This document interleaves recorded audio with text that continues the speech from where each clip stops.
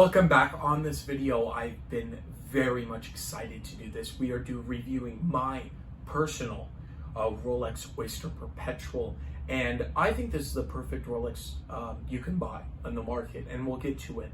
I want to jump into it right away. We're going to do lume shots. We're going to do outside shots. I want to show you this in every light possible, because this thing is beautiful, and this is my daily beater. This is my one. I could have this as a one watch collection. Before I do flip you around though, I want to keep announcing the Chanel chain giveaway. I'm going to give out this chain as soon as we hit 1,000 subscribers. If you want to be entered, there's the 4 steps in the description below. So first, jumping into it, let's head into the specifications right away. So coming into it, this is the size varies, honestly. We're going to talk slightly. It says 41. I measured in different places. That's why I'm not going to tell you. I would tell you to go to your official dealer and try it on, but this watch, we'll get to that later with money. But you can't really go to your official dealer, but you can go to gray market dealers just to try it on. But we'll get to that later on.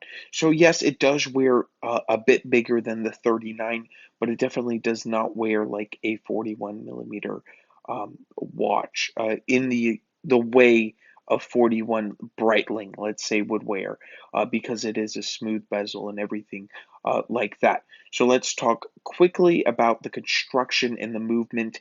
It is all 904 stainless steel. Very corrosion resistant. Only Rolex uses the stainless steel.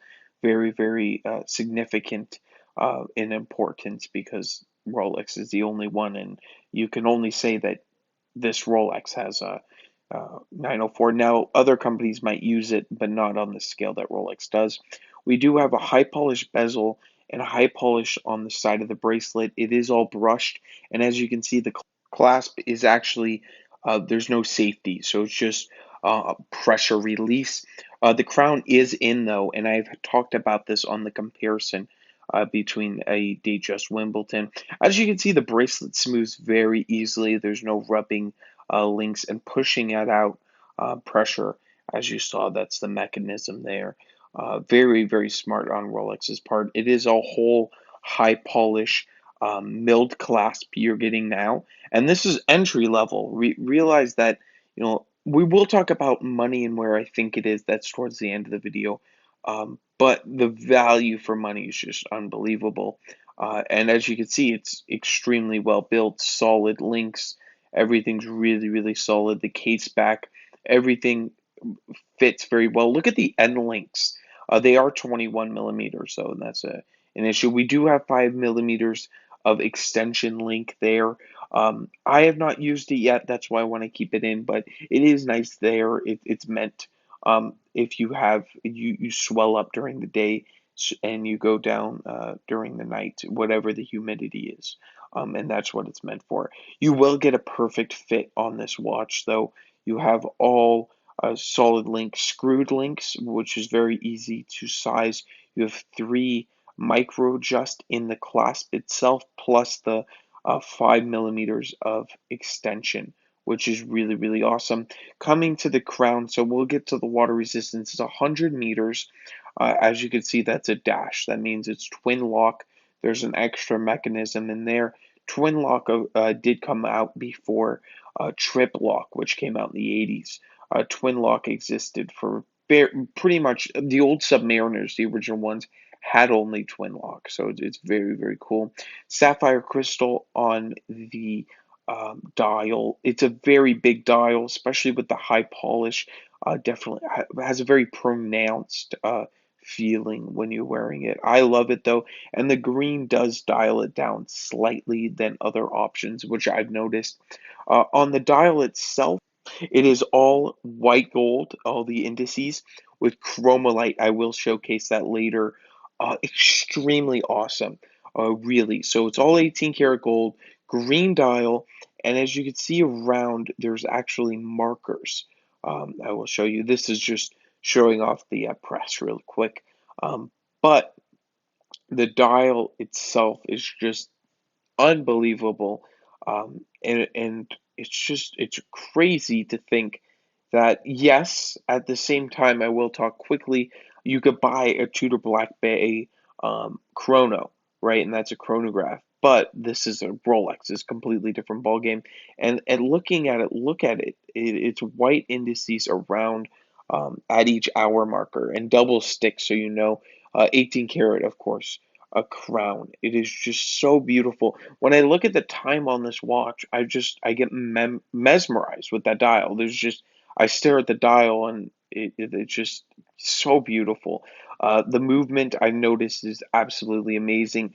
Full 70 hours of cost certification. So that means after they actually they case it. So they actually put it inside the case and then they ship it to go get cost certification, which most companies, I'll be honest, do not. And we'll talk about value because I don't think uh, it's brought up enough. And a lot of people who ever say value say this is not value in the market. But I will get to that. Finishing up this is just an absolute beauty, and I will tell you about my personal journey. So this is just an outside shot, but we're going to go through what this watch really has been through because it's very, very important. Look at this is the sun setting here, very beautiful. And this is, I didn't get the best shots, but it is really, really nice in all lighting. So this is my journey with this watch. I saw it, I made a video. If my long, long time viewers will know this, but I made a video on the new Rolexes of 2020. I was very, very in my infancy on the channel. I call my AD thinking that there's no way that this is possible. They put it down on a list. Um, of course, I have no relationship with this official dealer.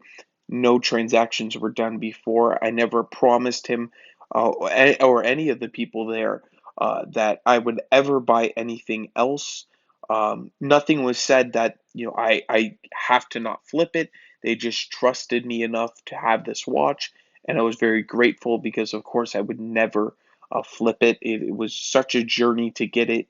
I did get it. I made video on it, multiple videos on this Oyster Perpetual comparisons, and I love it.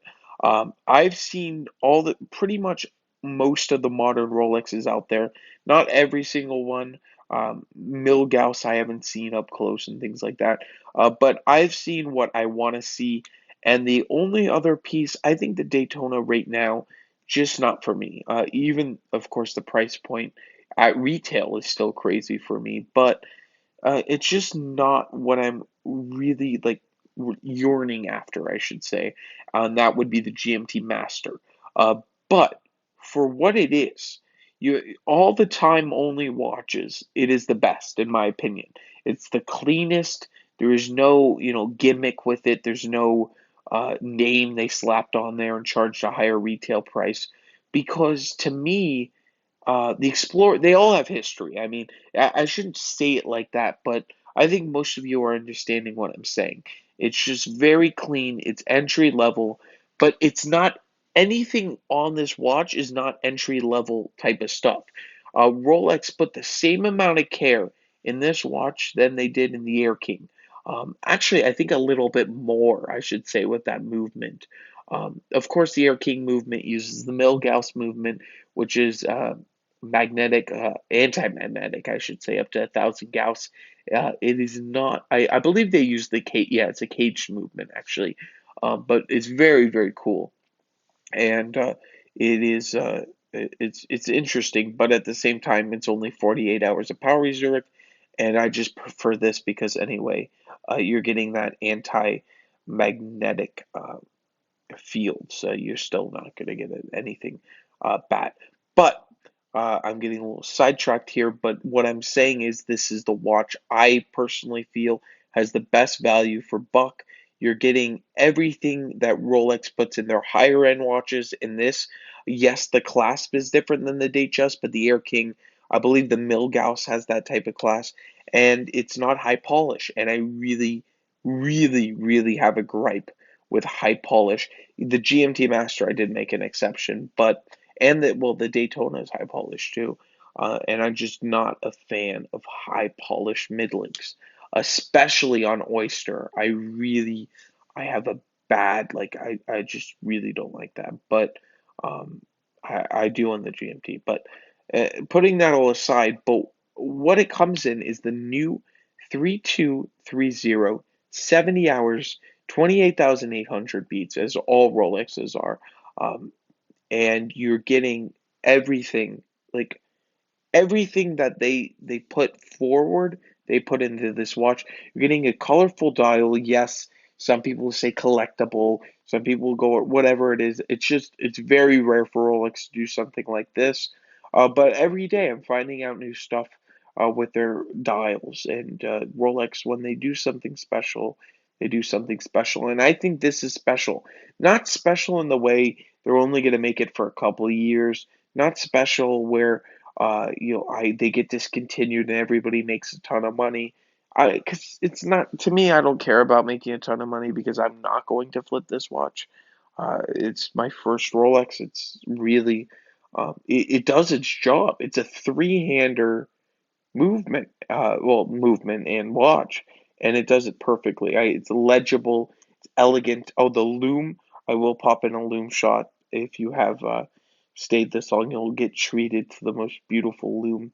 And I think I'm going to leave it here. I will do some checkups on it later down the road, a few months down.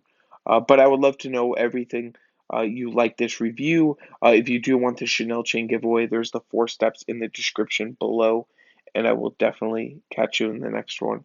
Have a fantastic day.